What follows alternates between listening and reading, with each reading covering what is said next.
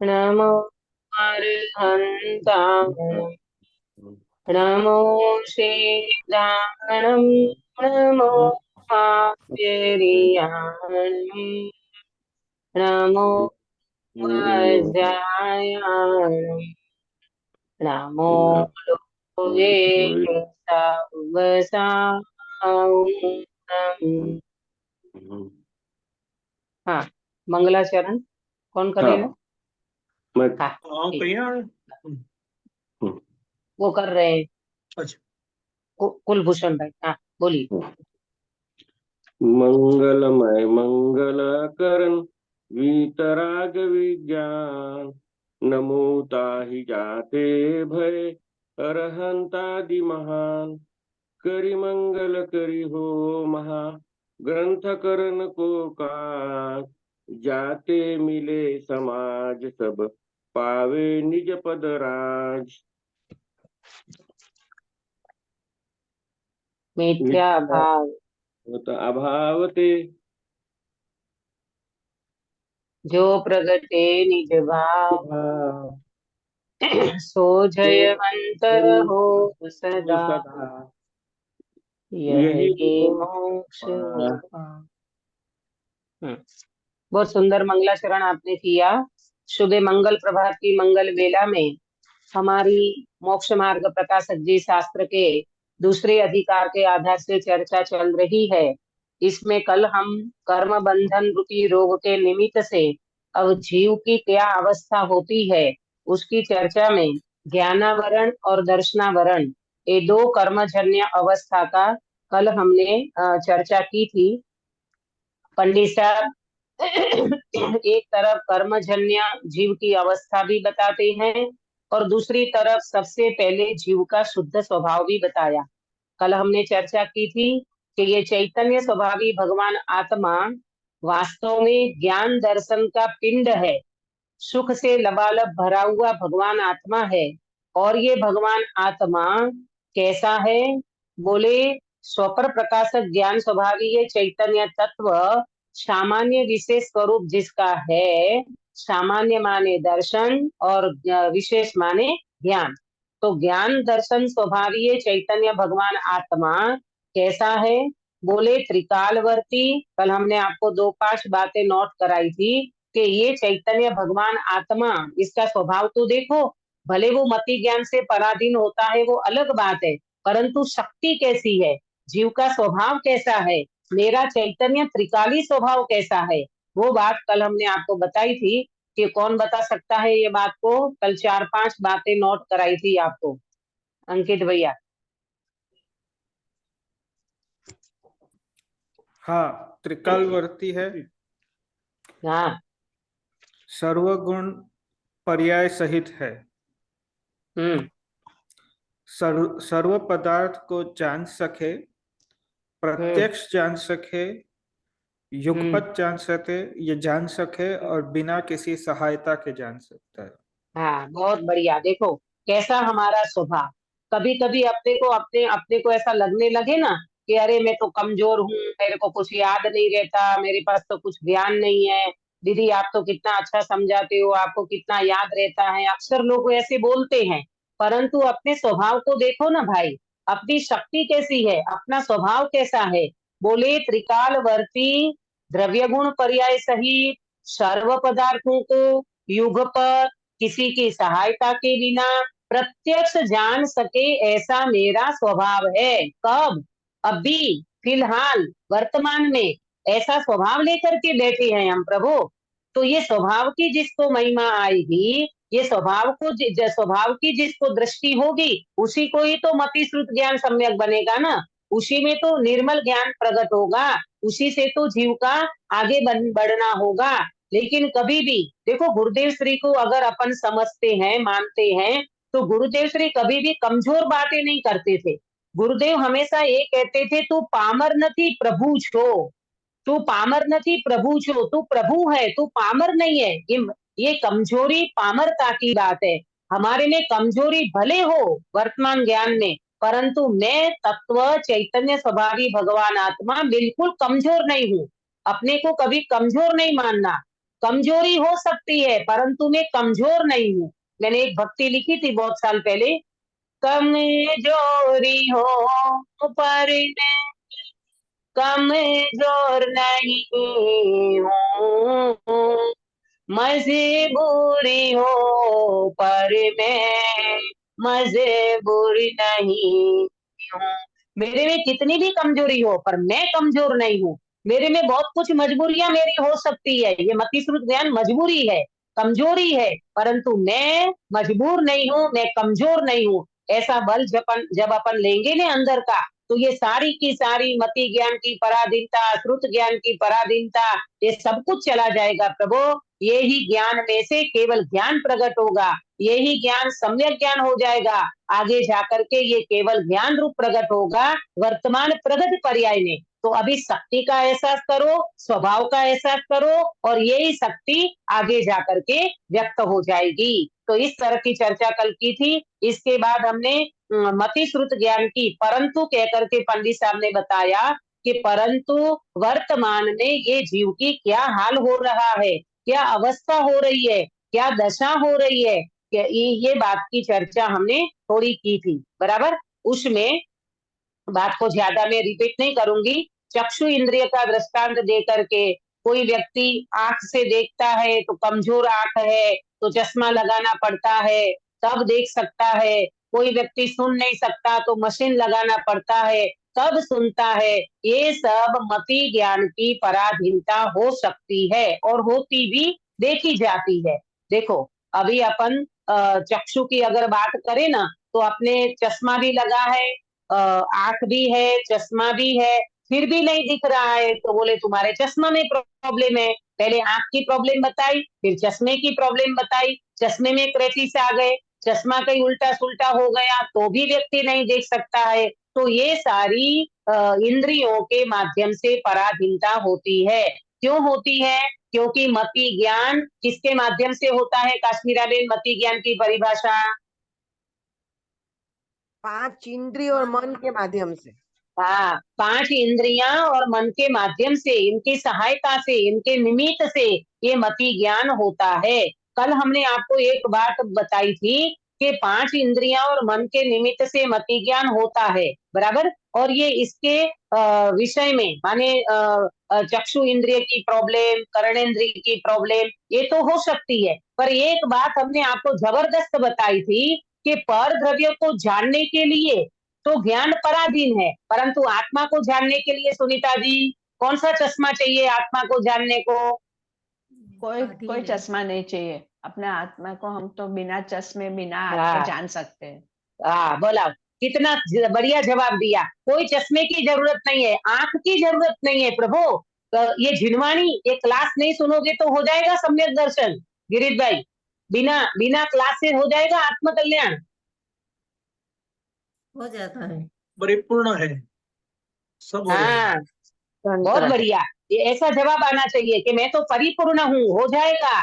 लेकिन मालूम इसमें उपेक्षा, कोई कहे तुम तो क्लास की उपेक्षा कर रहे हो, तुम तो ज्ञान की उपेक्षा कर रहे हो। अरे उपेक्षा की बात नहीं है, ये निरावलंबी ज्ञान, ये निरपेक्ष ज्ञान हमारा कैसा है उसका अपने को एहसास होना चाहिए, उसका अपने को श्रद्धान होना चाहिए। अरे समझो भाई समझो, जब जब जीव को आत्मज्ञान होता है तब देव शास्त्र गुरु भी नहीं काम आते। उस समय जब अनुभूति होती है उस समय आत्मज्ञान में कोई व्यक्ति नहीं अंदर जा सकता, इवन मन भी नहीं जाता। आपको पता है चिंतन मनन विराम को पाता है। कोई बोलेगा, दोहरा बोलेगा बनारसी दास जी का, किसी को याद आता है? वस्तु विचारत चिंतन मन क्या है? विचार तो ध्यावते मन पावे विश्राम। विश्राम। हाँ, वस्तु विचारत ध्यावते मन पावे विश्राम, रस स्वादत सुख उपजे अनुभव याको नाम। अरे वस्तु का चिंतन मनन भी रुक जाता है। कब बिना बिन कब रुक जाता है चिंतन मनन? जब अपने सम्यक हाँ, दर्शन होता जब है जीव तब। अपना अनुभव करता है, जब जीव अपने आत्मा का वेदन करता है, निर्विकल्प दशा में, शुद्धोपयोग के काल में, वास्तव में देखा जाए तो वहां वस्तु का विचार, चिंतन, मनन सब रुक जाता है और वहां पर सम्यक ज्ञान का जन्म होता है, सम्यक दर्शन का जन्म होता है। तो कहने का मतलब ये है कि ये तो सारी मति ज्ञान की पराधीनता पर द्रव्य के लिए है। हमें रूपी पदार्थ को जानना है, हमें यहाँ तक का सुनना है, हमें देखो क्लास सुनना है तो कान चाहिए, जिनवाणी सुननी है तो कान का अवलंबन चाहिए, किसी को देखना है तो आंख का अवलंबन चाहिए, सूंघना है तो नाक का अवलंबन चाहिए। लेकिन आत्मा को अनुभव करना हो, आत्मा को देखना हो, आत्मा का वेदन करना हो तो कौन सी इंद्रियां चाहिए बताओ प्रेमलता जी? कोई भी नहीं। कुछ जरूरत नहीं है प्रभु, ये इंद्रियां इंद्रियां होती नहीं है। आत्मा मालूम, गुरुदेव श्री को एक बार किसी ने प्रश्न पूछा, बहुत मजेदार जवाब दिया गुरुदेव श्री ने, एकदम रोमांच हो जाए ऐसा जवाब दिया। एक भाई ने ऐसा प्रश्न पूछा कि गुरुदेव श्री अगर अपने को ये इंद्रियां नहीं मिली होती तो हमारा क्या होता? क्या प्रश्न पूछा? इंद्रियां नहीं मिली होती, पंकज भाई, इंद्रियां नहीं मिली होती तो हमारा क्या होता? ये प्रश्न गुरुदेव श्री से पूछा गया। आप जवाब दो पहले, गुरुदेव श्री का जवाब तो मैं दूंगी, आपको क्या ख्याल आता है अगर इंद्रियां नहीं मिली होती तो क्या होता? तो गुरुदेव ने बताया तो सिद्ध होता मैं। गुरुदेव ने बताया तो मैं सिद्ध ही होता। हाँ, बहुत बढ़िया, बहुत बढ़िया है, बहुत बढ़िया। ये जवाब आपने प्रॉपर दिया क्योंकि आपने इसका स्वाध्याय किया होगा, सुना होगा, है ना? अपने गिरीश भाई ने भी यही जवाब दिया। अगर गुरुदेव श्री बोले भाई तुमको ऐसा लगता है कि हमें इंद्रियां नहीं मिली होती तो हमारा क्या होता? अरे इंद्रियां नहीं मिली तो हम सिद्ध होते ना। जरूरी थोड़ी है हमें इंद्रियों में ही रहना है, हमें एक इंद्रिय में काल व्यतीत नहीं करना है। निगोद में तो अनंत काल व्यतीत किया एक इंद्रिय की पर्याय में। प्रभु अब हमें इंद्रियों में नहीं रहना है, हम अतीन्द्रिय महापदार्थ हैं, हम अनंत काल कहाँ निकालेंगे? सिद्धालय में निकालेंगे। अब हमें संसार में नहीं रहना है, ये गुरुदेव श्री ने जवाब दिया। ख्याल में आया? तो बात चली ये चली कि मति ज्ञान की पराधीनता तो पर द्रव्यों को जानने के लिए है।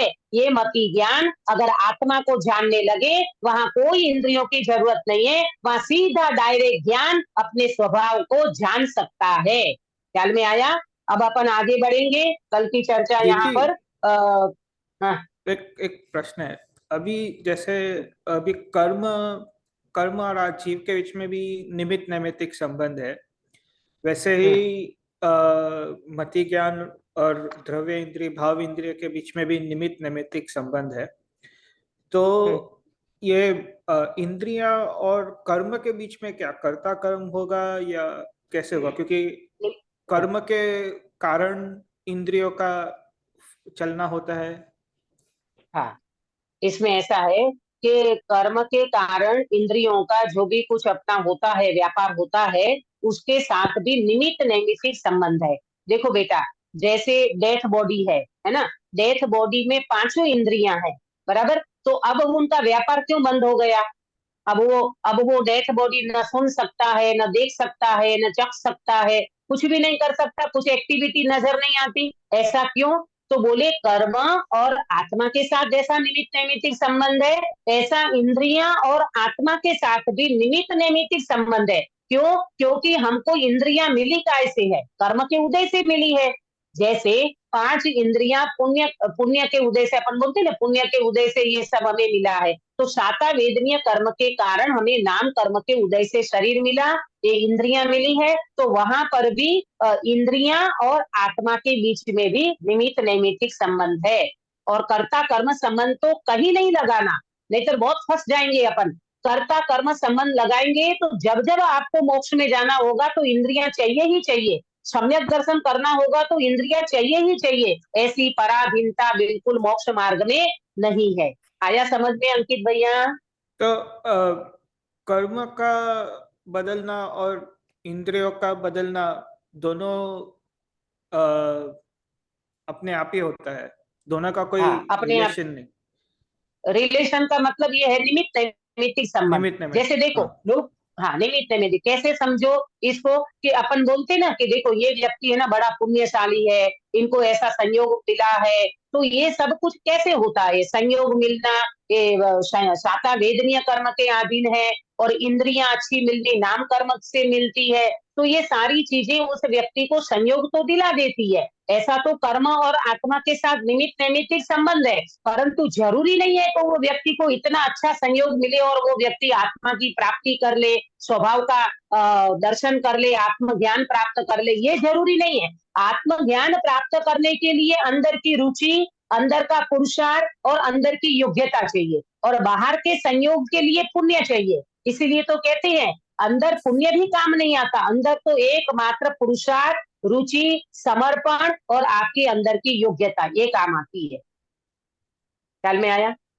हाँ, तो लेकिन हाँ। कहते तो ये ना कि कर्म के कारण इंद्रियां मिली। हाँ, तो निमित्त नैमित्तिक है ना, कर्म के कारण मिली माने क्या, कर्म निमित्त है, इंद्रियां मिली, बात सही है आपकी कि कर्म के कारण मिली, पर वो निमित्त नैमित्तिक संबंध जानना। और इंद्रियों का परिणमन में, इंद्रियों के परिणमन में तत्जनित इंद्रियों की, एक तो देखो, एक तो परमाणु की योग्यता, उसमें ऐसे लगाना परमाणु की योग्यता, और साथ में कर्म का उदय निमित्त। जैसे जैसे एग्जाम्पल, जैसे ये आंख अभी देख रही है, और थोड़ी देर में ये आंख में कुछ हो जाए तो अपने को देखना बंद हो जाता है। तो अब क्या हुआ, थोड़ी देर पहले तो आप अच्छे से देख रहे थे, अब अचानक क्या हो गया, तो बोले यहाँ के परमाणु की योग्यता और उसी समय किसी कर्म का उदय। तो ये इस तरह से निमित्त नैमित्तिक संबंध बनता है और इस प्रकार की घटना घटती है। ख्याल में आया? हाँ। चलो आगे बढ़ेंगे। तो कल की बात को रिपीट करा मैंने कि एक तो इंद्रियों की पराधीनता रहती है मति ज्ञान में। जैसे चश्मे का दृष्टांत दिया, चश्मा पहना है तो अच्छा दिखता है, और कभी तो अच्छा दिखता है, और कभी चश्मा पहने पर भी चश्मा में क्रैचेस आ जाए, कुछ चश्मे में प्रॉब्लम हो जाए, धूल मिट्टी आ जाए तो स्पष्ट नहीं दिखता। ये दो बातें कल हुई थी हमारी। तो और मन द्रव्येंद्रिय और मन रूपी परमाणुओं के परिणमन को मति ज्ञान को निमित्त नैमित्तिक संबंध है। क्यों? क्योंकि इंद्रियां और मन के निमित्त से ये मति ज्ञान होता है, तो ये इंद्रियां भी पराधीन है और मन से भी ये जीव पराधीन बना बैठा है। तो इस तरह से ये जीव को पराधीनता महसूस होती है। फिर एक बात और करी थी, मनुष्य आदि ने बाल और वृद्ध अवस्था में भी ये ज्ञान का फर्क पड़ता है। कैसे बताया था कि कोई बच्चा है 2 साल का, तो वो इतना नहीं जान सकता ना, तो 2 साल का बच्चा इतना नहीं समझ सकता जितना 20 साल का बच्चा समझता है, 20 साल का युवा समझता है। क्यों? ध्यान में फर्क पड़ जाए ना, इंद्रियों में फर्क पड़ेगा। 2 साल के बच्चे की इंद्रियां कम काम करती है, और 20 साल का जो युवा है उसकी इंद्रियां अच्छी काम करती है। 2 साल के बच्चे का मन इतना काम नहीं करता है ना, और 20 साल के युवा का मन बराबर काम करता है, तो इसमें फर्क पड़ जाएगा। फिर वृद्धावस्था का बताया कि वृद्धावस्था में व्यक्ति कैसा हो जाता है, बालापन बूढ़ापन एक सा हो जाता है। उसको बोलो कि चाचा आए हैं तो बोले हाँ हाँ मामा को बुला दो, तो कान से सुनाई नहीं देता। तो इस तरह की अवस्था, वृद्धावस्था में भी ज्ञान में फर्क पड़ जाता है। ये सारी मति ज्ञान की पराधीनता है, इंद्रियां और मन की पराधीनता है। तो इसमें 3 बातें बताई थी, 3 बातें बताई थी। अन्यथा जानता है, सॉरी, पहला तो जानता नहीं है, फिर थोड़ा जानता है और अन्यथा जानता है। ठीक है। एक ऋतु की बात आई इसमें, शीत वायु, ठंडी, एकदम ठंडी आ जाए, जैसे यूपी में पड़ती है, एमपी में ठंड पड़ती है ना, हाथ ऐसा अकड़ जाता है, कोई वस्तु आप हाथ में लो तो जैसे कोई फील भी नहीं हो रहा है आपको। तो इस तरह का इंद्रियों के माध्यम से भी इस तरह का ज्ञान में फर्क पड़ जाता है। तो ये सारी बातें हमने कल देखी थी। आज अपन अभी तक जो बात चली ना, कल का रिवीजन किया मैंने, वहां आप नोट कर लेना।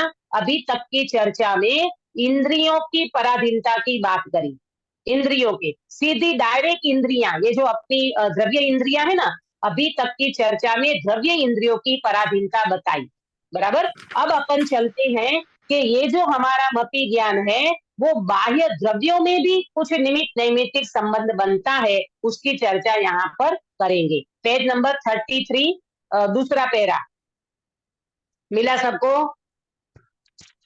हाँ, शास्त्र जी सामने रखना चाहिए ताकि आपको वर्ड टू वर्ड बराबर समझ में आए।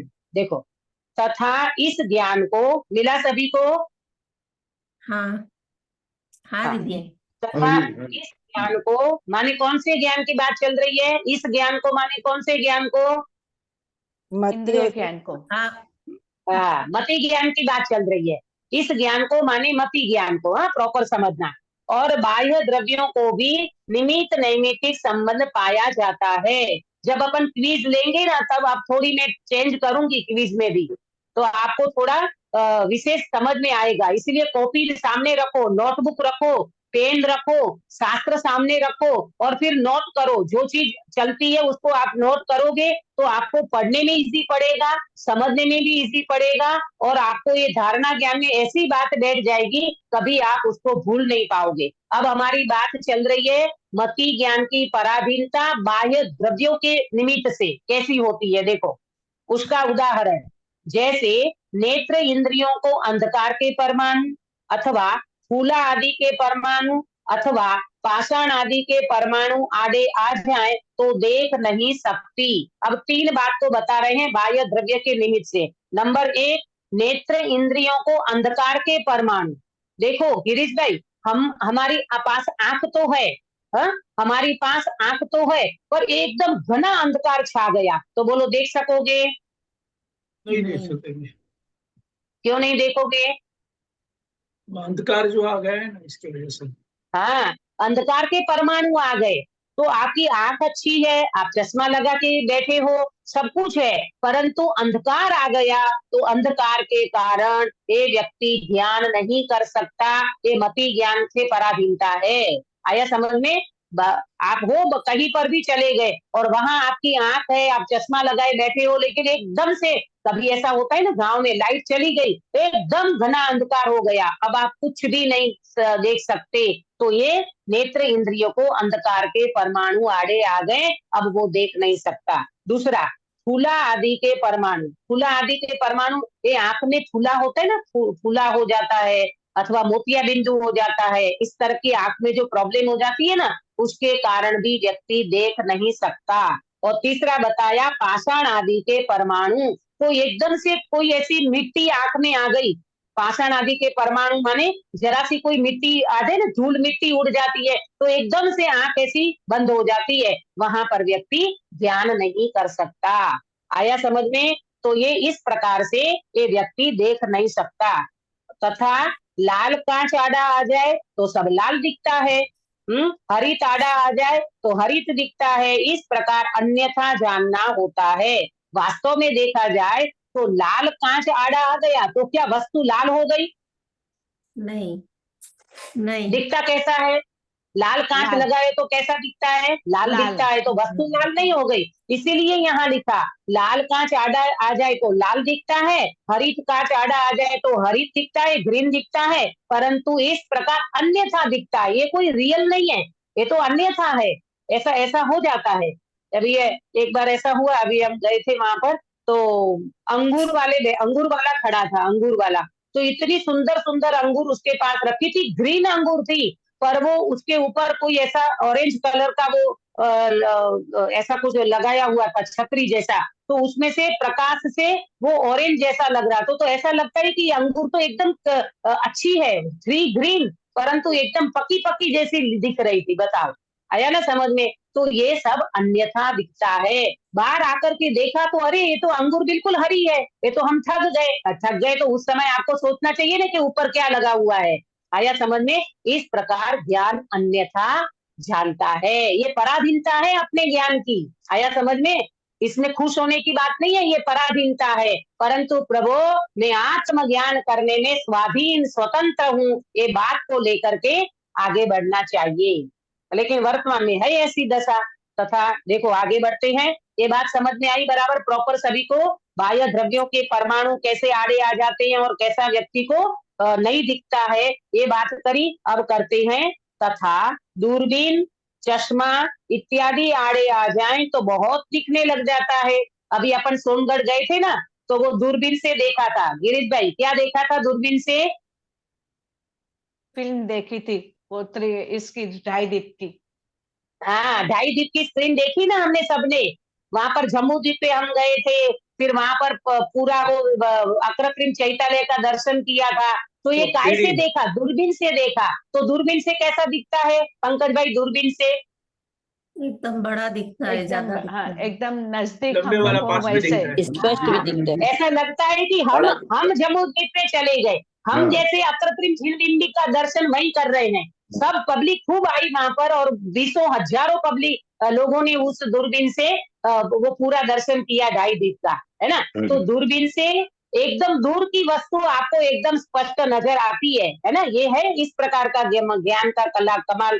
दूरबीन, चश्मा, कोई ऐसे चश्मे होते हैं उससे भी स्पष्ट दिखता है। तो बहुत दिखने लग जाता है। प्रकाश, जल, हिलवी कांच। ये हिलवी कांच क्या होता है? ट्रांसपेरेंस कोई ऐसा होता होगा कि जिससे ये व्यक्ति एकदम स्पष्ट रूप से देख सकता होगा। बिलोरी कांच बोलते थे उसको। हाँ, बड़ा बड़ा दिखता है उससे। तो इस प्रकार से ये व्यक्ति उसको देख सकता है। इस प्रकार अन्य इंद्रियों तथा मन के भी यथासंभव जानना है। अन्य इंद्रियों, ये तो आपने चक्षु की बात करी, ऐसे अन्य इंद्रियों में भी लगाना। जैसे ये कान में मशीन लगाते ना, तो मशीन से इतना क्लियर सुनाई देता है कि वो व्यक्ति को ऐसा लगता है कि मुझे दूसरा कान मिल गया। तो हो सकता है ऐसा, है ना। ऐसा है ज्ञान का निमित्त नैमित्तिक। तो इस तरह से मन के साथ भी यथासंभव जानना। अब आगे बताती हैं 3 बात। मंत्रादि के प्रयोग से अथवा मदिरा पानादिक से अथवा भूतादिक से निमित्त से नहीं जानना, थोड़ा जानना या अन्यथा जानना होता है।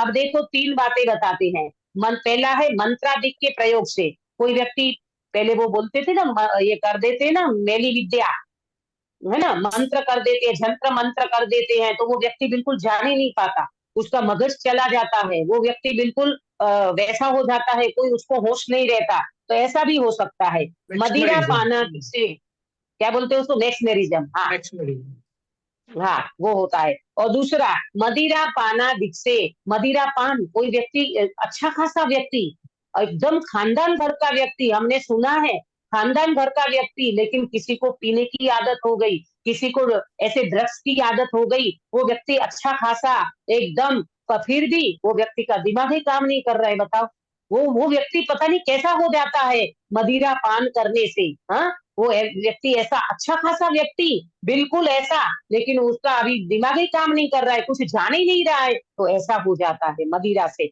और तीसरा बताया भूतादिक के निमित्त से, भूत भूत व्यंतर आदि जो होते हैं ना, तो उसके निमित्त से भी व्यक्ति अपना होश खो बैठता है और वो कुछ का कुछ अन्यथा प्रवर्तन करता है। ऐसा करता है कि व्यंतर जिसको लग जाता है वो व्यक्ति तो बिल्कुल बेहाल हो जाता है, उसका कुछ का कुछ ज्ञान हो जाता है, अन्यथा प्रवर्तन करने लगता है। तो ये सारी दशा मति ज्ञान की पराधीनता में व्यक्ति को इस प्रकार से बनती है। ये पंडित साहब ने यहाँ पर बताया। ये ज्ञान बाह्य द्रव्य के अधीन हो जाता है, जैसे मंत्र के अधीन, मदिरा पी गया तो, भूत व्यंतर लग गया तो ज्ञान उसका बिल्कुल पराधीन हो जाता है। सभी को समझ में आ रहा है कि नहीं?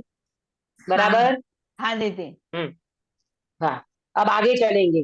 तथा इस ज्ञान द्वारा जो जानना होता है वह अस्पष्ट जानना होता है। अब कहते हैं ये मति ज्ञान का जानना भी कितना अस्पष्ट है। देखो, दूर से कैसा ही जानता है, समीप से कैसा ही जानता है, तत्काल कैसा ही जानता है, जानने में बहुत देर हो जाए, जानने में बहुत देर हो जाए तब कैसा ही जानता है। बताओ, ये ज्ञान का कैसा है? दूर से कैसा ही जानता है। आप बताओ, वो जो फ्लाइट होता है ना, फ्लाइट, एरोप्लेन जिसको अपन बोलते हैं, वो एरोप्लेन ऊपर एकदम से ऊपर चला जाए तो वो एरोप्लेन कैसा दिखता है? सुनीता जी, आप तो बैठते हो ना एरोप्लेन में, बहुत बैठते हो।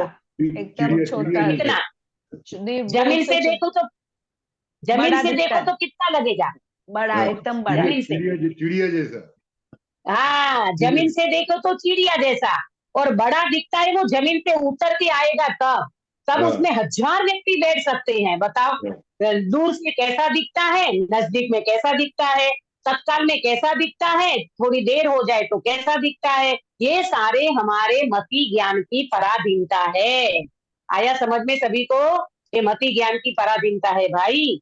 किसी को संशय सहित जानता है। बताओ 34 नंबर के पेज पे, किसी को संशय सहित जानता है, उसको संशय हो जाए, जैसे कोई व्यक्ति सोया है, उसका काला घना बाल है, तो उसको लगता है मच्छर का ढेर लगा है यहाँ पर, तो बताओ ये क्या है, मच्छर का ढेर है कि क्या है? नजदीक में जाओ तो पता चले आदमी सोया हुआ है, मच्छर बच्छर कुछ भी नहीं है। तो इस तरह से भी वहां पर व्यक्ति को संशय हो जाता है, किसी को अन्यथा जानना हो जाता है, किसी को किंचित जानता है, इत्यादि रूप से निर्मल जानना नहीं हो सकता।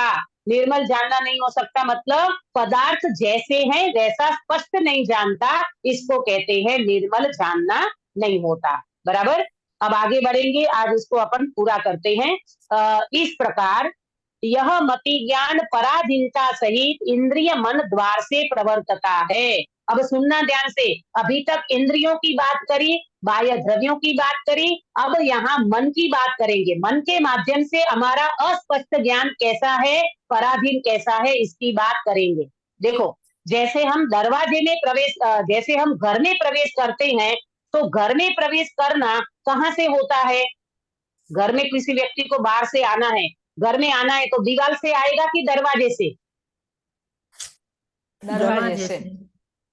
दरवाजे से एंट्री करेगा ना, तो दरवाजा द्वार होता है, दरवाजा माने द्वार, घर का द्वार। इसी तरह ये मति ज्ञान की पराधीनता इंद्रिय और मन के द्वार से होती है, इंद्रियां और मन के माध्यम से ये मति ज्ञान का प्रवर्तन होता है। अब देखना, इंद्रिय का विषय और मन के विषय को बताते हुए पंडित साहब स्पष्ट करते हैं। उन इंद्रियों द्वारा तो जितने क्षेत्र का विषय हो, उतने क्षेत्र में जो वर्तमान स्थूल अपने जानने योग्य पुद्गल स्कंद हो, उन्हीं को जानता है। बराबर समझना कि ये इंद्रियां कैसे है कि जितने क्षेत्र का विषय हो, हम कितना देख सकते हैं, इस आंख से हम कितना देख सकते हैं गिरीश भाई? कुछ डिस्टेंस तक ही दिखते हैं। अमुक डिस्टेंस तक ही हम देख सकते हैं। ऐसा होता है ना, अपनी 40 की उम्र हो जाती है, फिर अपने को कौन सा चश्मा लगता है बिना मेन? पास का पढ़ने का चश्मा। बेताला, बेताला। हाँ, बेताला चश्मा। तो मालूम बेताला में क्या होता है, एकदम ये नजदीक की चीजें जानना हो ना, तो उसके लिए नजदीक का चश्मा चाहिए, और दूर का वो तो वो दूर का चश्मा चाहिए। तो ये बड़ी प्रॉब्लम है, आया ना समझ में? नजदीक का जानना, दूर का, तो ये क्षेत्र से दूरी आपकी कितनी है? बहुत लंबे तक की बात हम नहीं देख सकते, और बहुत एकदम नजदीक का ऐसा भी नहीं देख सकते, थोड़ा ऐसा रखना पड़ता है। तो इस तरह क्षेत्र की दूरी से भी ये व्यक्ति का ज्ञान पराधीन है। बहुत लंबे का भी नहीं दिखता और बहुत एकदम नजदीक का भी नहीं दिखता। तो इस तरह से क्षेत्र से भी ये ज्ञान। और बताया, स्थूल पुद्गल को तो जान सकते हैं, बोलो परमाणु को तुम्हारा ज्ञान जान सकता है क्या काश्मीरा बेन? नहीं नहीं, परमाणु को नहीं जान सकता। हाँ, परमाणु को हमारा ज्ञान नहीं जान सकता है। बहुत स्थूल पुद्गल होगा, बहुत स्थूल स्कंद होगा, उन्हीं को ये जान सकता है। अब आगे, उनमें भी अलग अलग इंद्रियों द्वारा अलग अलग काल में किसी स्कंद के स्पर्श आदि का जानना होता है। इंद्रियां कितनी है? 5। बराबर, सुनना ध्यान से सुनीता जी। 5 इंद्रियों में अलग अलग इंद्रियों द्वारा अलग अलग काल में किसी स्कंद के स्पर्शादि का जानना होता है। कान से जो सुनना होता है, आंख से देखना होता है, परंतु आंख से सुनना नहीं होता और कान से देखना नहीं होता। अलग अलग इंद्रियां अलग अलग काल में अलग अलग स्पर्श के द्वारा स्कंद को अलग अलग स्पर्शादि द्वारा जानना होता है। आया समझ में? कोई एक इंद्रियां दूसरी इंद्रिय का काम नहीं कर सकती। कभी अपने को ये लगता है कि आज मेरा कान काम नहीं कर रहा है, चलो आंख भाई तुम मेरा काम कर दो, तो वो नहीं करेगी। क्यों? मेरा अलग विषय है, तुम्हारा अलग विषय है, तुम अपना अपना काम करो। घर में भी ऐसा होता है ना, हर व्यक्ति का काम डिवाइड कर देते हैं, तुम्हें ये करना, तुम्हें ये करना, तुम्हें ये करना, है ना? तो इस तरह से फिर घर का भी काम चलता है, सब अलग अलग होता है। तो इंद्रियों में भी अलग अलग इंद्रियां अलग अलग विषय को व्यापार करती है, माने विषय को जानती है। तथा मन द्वारा, अभी मन की बात करते हैं, मन द्वारा अपने जानने योग्य किंचित मात्र त्रिकाल संबंधी दूर क्षेत्रवर्ती अथवा समीप क्षेत्रवर्ती रूपी अरूपी द्रव्यों और पर्यायों को अत्यंत अस्पष्ट रूप से जानता है। बताओ गिरीश भाई, मन रूपी को जानता है कि अरूपी को? मन और रूपी को भी जान सकते हैं। अरूपी अरूपी रूपी अरूपी दोनों। मैंने वो जो चिंतन मनन करता है उसमें अरूपी जानता है ना, ऐसे तो हाँ, तो रूपी को बोलो। जानता है। दोनों को अरे जान मन सकता तो है, मन दोनों को जानता है, रूपी अरूपी दोनों को जानता है मन। अच्छा देखो, आपको विचार चलता है तो वो विचार को आप जानते हो कि नहीं, चिंतन मनन को जानते हो ना, तो मन रूपी अरूपी दोनों को जानता है। पर इसमें लिखा किंचित मात्र और त्रिकाल संबंधी, इसको जरा समझना। किंचित मात्र माने थोड़ा, और त्रिकाल संबंधी, नहीं तो आपको ये प्रश्न हो जाएगा कि त्रिकाल संबंधी तो फिर केवल ज्ञान हो गया, ये तो त्रिकाल संबंधी तो केवली भगवान जानते हैं। तो इसीलिए पहले किंचित मात्र शब्द डाला और फिर त्रिकाल संबंधी डाला। तो इसमें समझना किंचित माने थोड़ा। एग्जाम्पल, त्रिकाल संबंधी का एग्जाम्पल ऐसे समझो, जैसे मैंने कल इसका स्वाध्याय किया था, प्रवचन सार जी का मैंने कल स्वाध्याय किया था, कल किया था, आज भी करूंगी, और फिर कल भी इसी की आगे की गाथा का स्वाध्याय करूंगी। तो ये 3 काल का हो गया ना, कल किया था, आज करूंगी, और कल भी मेरा विकल्प है कि इस गाथा को भी पूरा करूंगी। तो इसको कहते हैं त्रिकाल संबंधी। जैसे एग्जाम्पल दूसरा, जैसे घर में आटा है, आटे का आटा गोथते हैं ना, अपन आटा को गोथते हैं तो उसका लुई बनती है, लुई बनती है, घोरना बनता है ना, गुजराती में अपन घोरना बोलते हैं उसको, लुई बनती है। फिर उसकी रोटी बनेगी, फिर रोटी को सेकेंगे, फिर हम उसको खाएंगे। तो ये 3 काल संबंधी ज्ञान ऐसे अपने लेवल पे, मनुष्य के अपने भक्ति ज्ञान के लेवल पे उसको समझना। कल हमने ये खाया था, आज हम ये खाएंगे, और कल हम ये बनाएंगे। तो ये त्रिकाल संबंधी इस तरह का ज्ञान होता है। दूर क्षेत्रवर्ती अथवा समीप क्षेत्रवर्ती, दूर का ज्ञान भी होता है, नजदीक का ज्ञान भी होता है। आपको पता है ज्यादा से ज्यादा कर्ण इंद्रिय का ज्ञान 12 योजन तक का होता है, समझना। 12 योजन तक का व्यक्ति जान सकता है, और देखने का 9 योजन तक का कौन जानता था? 9 योजन तक का कौन देख सकता था? भरत चक्रवर्ती। भरत चक्रवर्ती, ये सूर्य है ना, सूर्य, उसमें अकृत्रिम जिन बिंब प्रतिमा जी का भरत चक्रवर्ती दर्शन करते थे। और वो परंपरा आज लग गई कि अदर कास्ट के लोग सूर्योदय होता है ना तो ऐसे वो पानी वानी दे करके ऐसे दर्शन वगैरह करते ना, तो ये प्रथा वहां से चालू पड़ी है। और भरत महाराजा तो अकृत्रिम जिन बिंब का दर्शन करते थे। आया समझ में? उनकी आंख इतनी तेज थी, हमारी तो आंख में कुछ दिखता ही नहीं है। आया समझ में? नजर बजर का कोई ठिकाना ही नहीं है, इतना मति ज्ञान पराधीन है और इतनी इंद्रियां शिथिल पड़ी है। लेकिन अतीन्द्रिय चैतन्य महापदार्थ ये वास्तव में एकदम से बढ़िया है, उसका हमें अवलंबन लेना चाहिए। तो देखो, सो भी इंद्रियों द्वारा जिसका ज्ञान हुआ हो, ये समझ में आया? मन द्वारा रूपी अरूपी दोनों को अस्पष्ट जानता है। फिर सो भी इंद्रियों द्वारा जिसका ज्ञान हुआ हो अथवा जिसका अनुमान आदि किया हो उसी को जान सकता है। ये समझ लेना कि पहले इंद्रियों से जिसका ज्ञान किया होगा और जिसका अनुमान किया होगा उसको जान सकता है। हमारे अनुमान में हमारा अनुमान है ना, जैसे अपन बोलते ना कि इस चीज का मुझे अनुमान है, तो जिसका आपने अनुमान किया हो अथवा तो इंद्रियों से जिस चीज को आपने जाना हो उसका ही ज्ञान हो सकता है। जिसका अनुमान नहीं हो, जिसको कभी जाना नहीं हो, उसका ज्ञान होना कठिन है। मन तो उसको ही जान सकता है। तथा कदाचित अपनी कल्पना ही से असत को जानता है। इसको समझना कि कल्पना से असत को जानता है का मतलब अपने को स्वप्न आता है तो स्वप्न में कभी अपने को कुछ भी नहीं देखा, ऐसे बोलते ना कि असत कल्पनाएं चलती है और असत कल्पना ऐसे स्वप्न आ जाते हैं जो कभी पृथ्वी पे होता ही नहीं है, वो चीज पृथ्वी पे होती नहीं है। ऐसी असत कल्पना को भी व्यक्ति अपने मति ज्ञान में कल्पना कर लेता है। जैसे टीवी पे अपने ये मोबाइल में कई बार देखते हैं, पूरा बॉडी है शेर का और उसमें मोदी जी का चेहरा लगा दिया, ऐसा होता है ना, मोदी जी का चेहरा लगा दिया। अब ये कोई है असत कल्पना है, कोई मोदी जी ऐसे थोड़ी शेर बन जाएंगे, ऐसा कुछ नहीं होता। लेकिन इसको कहते हैं असत कल्पना। एक कल्पना कर लेता है अपने ज्ञान में, मति ज्ञान में, और इस तरह का उसको जानना होता है।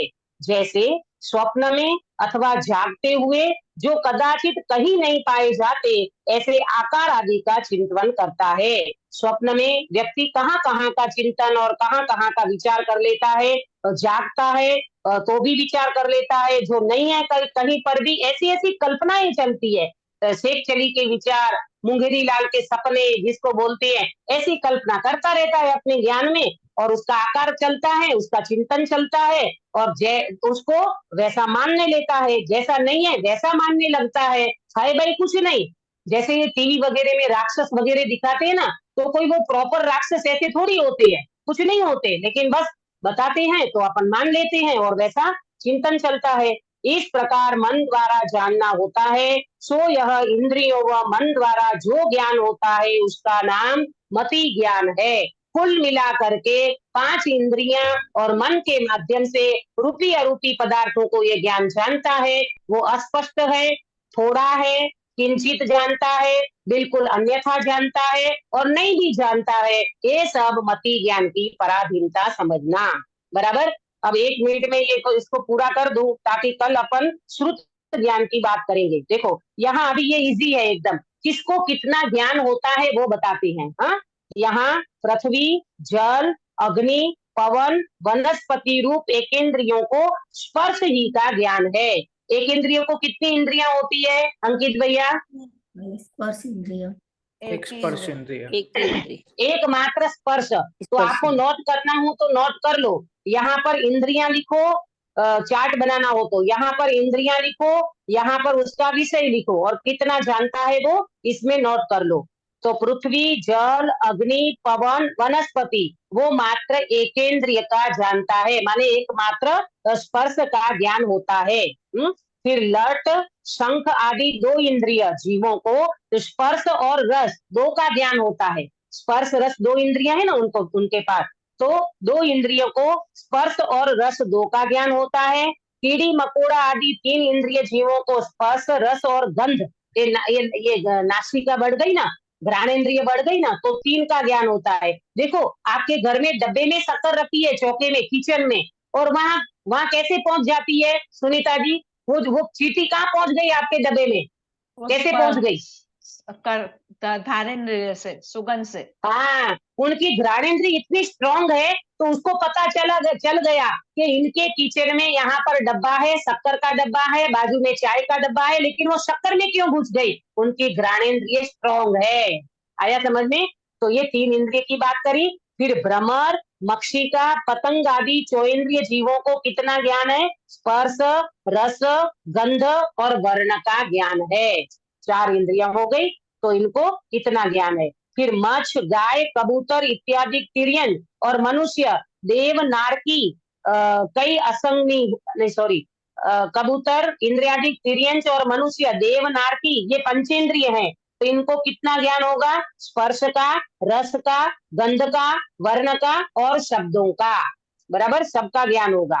तिर्यंचों में कई संगी हैं, कई असंगी है। तिर्यंच में संगनी असंगनी दोनों पाए जाती है, तो वहां संगनियों के मन जनित ज्ञान है, असंगनियों के नहीं है। इंद्रियां 5 है बिना बिल, इंद्रियां 5 है, परंतु मन नहीं है, तो वो व्यक्ति मन जनित ज्ञान उसको नहीं होगा और इंद्रियो जनित ज्ञान होगा। तथा मनुष्य, देव, नारकी संगी ही है। मनुष्य, देव, नारकी संगी ही है, उन सबके मन जनित ज्ञान पाया जाता है। तिर्यंचों में 2 बताया, संगनी असंगनी। मनुष्य, नारकी और देव ये संगनी ही होते हैं, तो उनको मन जनित ज्ञान होता है। इस तरह मति ज्ञान की प्रवृत्ति जानना। आया सभी को समझ में? अब कुछ प्रश्न हो तो कल पूछना, अभी समय हो चुका है इसलिए मैं यहाँ विराम लेती हूँ। आप लोग इसको एक बार और पढ़ लेना, थोड़ा जल्दी में मैंने ले लिया, पर मैंने इजी विषय था इसलिए इसको ले लिया है। आपको ख्याल आ गया होगा, 1 इंद्रिय को, 2 इंद्रिय को, 3, 4, 5 इंद्रिय को, संगनी असंगनी को किसको कितना होता है, ये वाली चर्चा पंडित साहब ने यहाँ की है। हम सब इस मति ज्ञान की पराधीन प्रवृत्ति समझ करके हम जागृत हो जाएं, सावधान हो जाएं, कि भाई ये तो इंद्रियों की और मन की पराधीनता है, ये पराधीनता हमें नहीं चाहिए हो, तो हमें स्वाधीन स्वतंत्र हमारा ज्ञान स्वभावी भगवान आत्मा है, जो इंद्रियों के बिना, मन के बिना, ज्ञान से ही सीधा डायरेक्ट जानने में आता है। ऐसे ज्ञान स्वभावी भगवान आत्मा को जाने, मति ज्ञान की पराधीनता दूर हो जाएगी, मति ज्ञान बिल्कुल सम्यक हो जाएगा, अज्ञान बिल्कुल बोलते ना अज्ञान रहेगा नहीं का मतलब अज्ञान औदैहिक अज्ञान भले रहेगा, परंतु ज्ञान तुम्हारा सम्यक रूपे परिणमित हो जाएगा।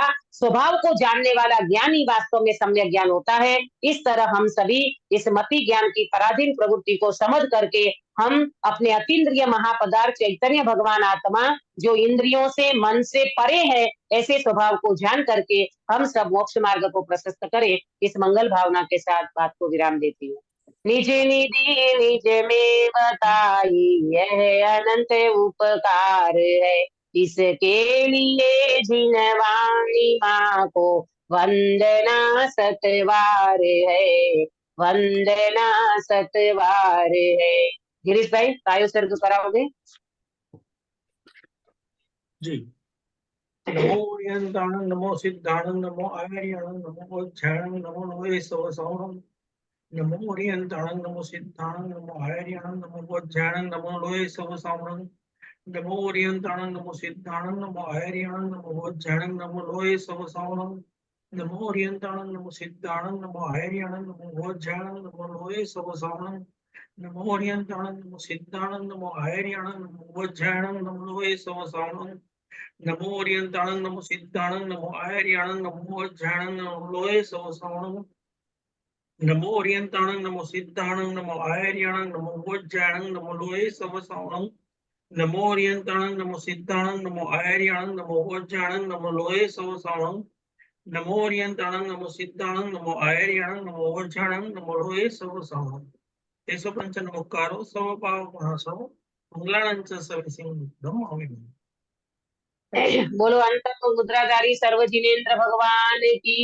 जय जय हो। हो।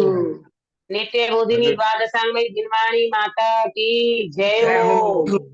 3 कम 9 करोड़ सर्वे वितरागी महामुनि राजों की जय हो। परम अहिंसामय वितरागी जैन धर्म की जय हो। सभी को जय जिनेन्द्र। जय जिनेन्द्र। जय जिनेन्द्र। कल का मंगलाचरण